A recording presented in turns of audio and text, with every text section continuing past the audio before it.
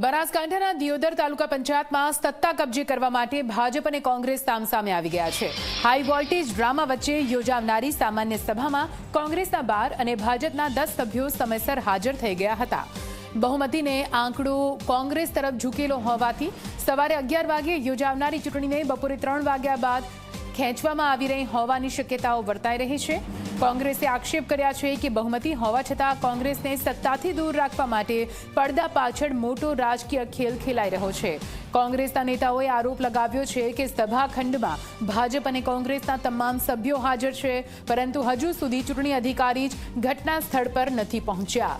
અગાઉ કોંગ્રેસે પક્ષપાતી વલણના કારણે ચૂંટણી અધિકારી બદલવાની માંગ કરી હતી, પરંતુ હવે વહીવટી તંત્ર દ્વારા ચૂંટણી અધિકારી બીમાર પડ્યા હોવાનું બહાનું આગળ ધરીને પ્રક્રિયામાં વિલંબ કરવામાં આવી રહ્યો છે।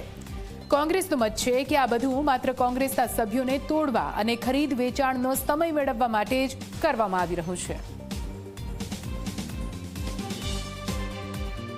2-3 દિવસમાં વાતાવરણ ડામાડોળ થાય ને એકાદ સભ્યને કે અમે લોભ લાલચ આપીને જેમ બીજી તાલુકા પંચાયતોમાં ક્યાંક ને ક્યાંક સામ દામ દંડ ભેદની રાજનીતિ અપનાવીને તાલુકા પંચાયત બહુમતી લોકોએ આપી ત્યાં પણ તોડીને એમને લોકશાહીનું હનન કર્યું છે।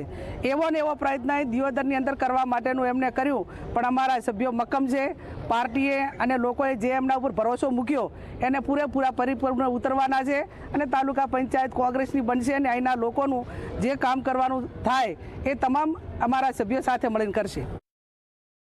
ચૂંટણીમાં ક્યાંક ગેરરીતિ કરી ચૂંટણી મુલતવી રાખવાની કોશિશ કરશે તો આ દિયોદરની પ્રજા હવે સહન નહીં કરે। સહન કરવાની પણ એક હદ હોય છે, એ કહેવા માટે અમે સૌ અહીંયા આવ્યા છીએ। શંકા તો ગઈ વખતે જે થયું એના પછી હવે આમના પર વિશ્વાસ રાખવો ખૂબ મુશ્કેલ વાત છે, કેમ કે સરકાર ને તંત્ર દ્વારા ભાજપ દ્વારા સામ દામ દંડ નીતિ અપનાવી રહ્યા। ગઈકાલે ₹1.25 કરોડ રૂપિયા સુધીના એક તાલુકા પંચાયત ડેલિકેટને જો ઓફર કરતા હોય તો આ ભ્રષ્ટાચારનો પૈસો ભેગો કરીને આવી રીતે લોકોએ ચૂંટેલા સભ્યને ખરીદવાની કોશિશ કરતા હોય એટલે ગમે તે કરી શકે આ લોકો।